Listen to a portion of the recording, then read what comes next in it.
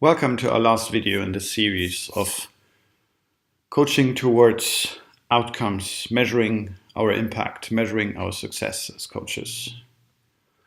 This is going to be about the personal issues. We talked about everything systemic, everything business before. We started with why measuring is important, how it focuses attention and leads to sustainability of our results, how we need to separate the client's success from your success so that the client stays responsible for business results and we as coaches become responsible for encouraging, inspiring, taking accountability, creating accountability for behavior change, specifically in leadership, how we set measurable goals and build a bigger framework of strategic awareness in the company, create a culture of strategic awareness so that people know the impact they're making.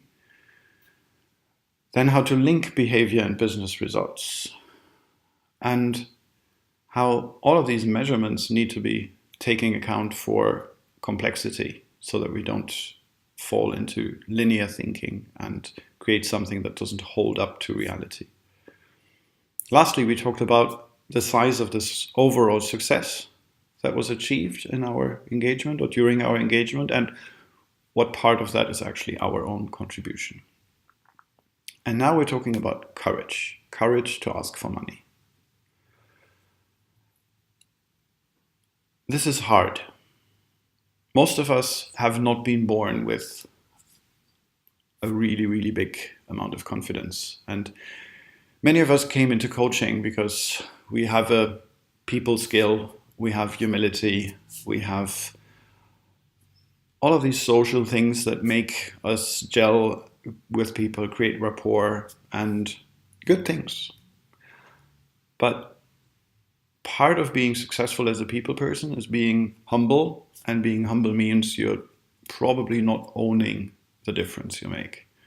And that's related to courage and confidence. And these are very, very different topics from the ones we've dealt with before in this series. But to me, this is where the music is. This is where the juice is. This is where my heart sings, because this is what I live for. All of what we've done before helps you to frame the difference you might make. And I want to give you two stories. One of a friend of mine who worked with BMW. He was brought in to help as a Scrum Master in a team for a project that had failed twice in a row. So BMW had a fairly good idea of how much money they had already wasted, and it was definitely in the millions. He managed within half a year to help the team successfully implement a structure, a process, a way of working together that led this endeavor to a success. And they paid him something like €800 per day for these months. And just the simple framing of look at how much they paid you and look at how much money they've saved because this thing did not fail a third time. Just this simple framing gave him enough courage to ask for a 20% pay rise, because he saw that the relation between the little money he got and the vast amount of money that the company had saved, there was no reasonable relation. Another friend of mine has worked in a bank and helped the unit he was working with stop working with McKinsey a quarter earlier than other units of the same bank. McKinsey had set up the transformation, they had done a good job, and now the bank wanted to move on, internalize the knowledge, internalize the agility, the coaching, and they had hired him to help do that. And one lovely quote he got was, "You've been the trusted version of what McKinsey should have been," which is nice. But he helped them save 600,000 British pounds per month, which they were paying for 3.5 people that McKinsey brought in. And I'm not questioning that value. I'm not questioning that number. I'm just using that to frame what kind of difference we as coaches might make to an organization. It's very, very different order of magnitude of money than what most of us ask for as a daily rate. So try to get your head around we are making a really, really big difference in businesses. And just having our time paid is not a good, and it's definitely not the only relation. And you can go into value-based pricing. That's a different conversation, and it's an interesting one.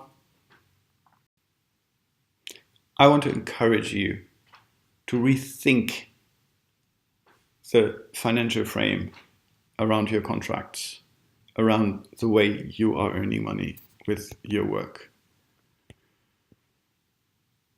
The two main pointers I want to give you in terms of personal work. One is, how does money relate to your identity? That's a topic of reflection. That's a deep topic for coaching and for personal development. But figuring out what are the beliefs about money, about rich people, that hold you back from asking for more money. And if you're like me, and if you're like many, many, many people I've worked with, then there are some beliefs that make you not want to be standing out so much from the crowd, or earning more money than your parents, or whatever it is for you. It's worth exploring. It's worth checking if these beliefs are actually helping you.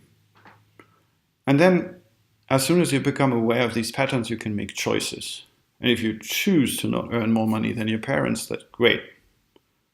If you feel you shouldn't earn more money than your parents because that's a bad thing, that's probably a limiting belief. So look for your language when you say these things, as you talk about it with your coach or with your friends. Another thing that I can really recommend is metaphors. If you discover a metaphor for your courage so that you can feel it, or a metaphor for your confidence so that you can access it.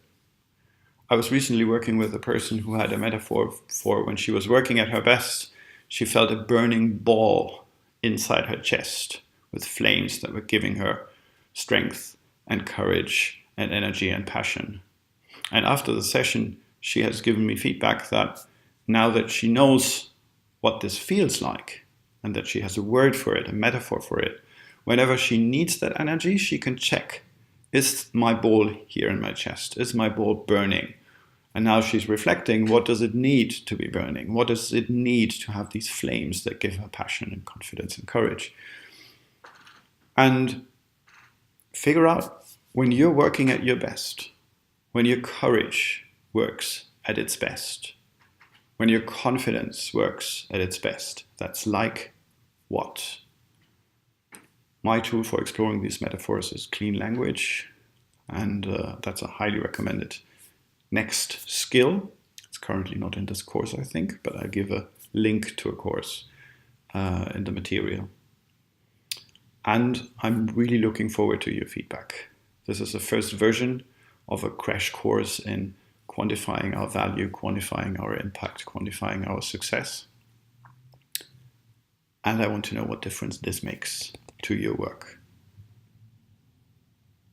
Qapla', which is Klingon for success. Make a difference.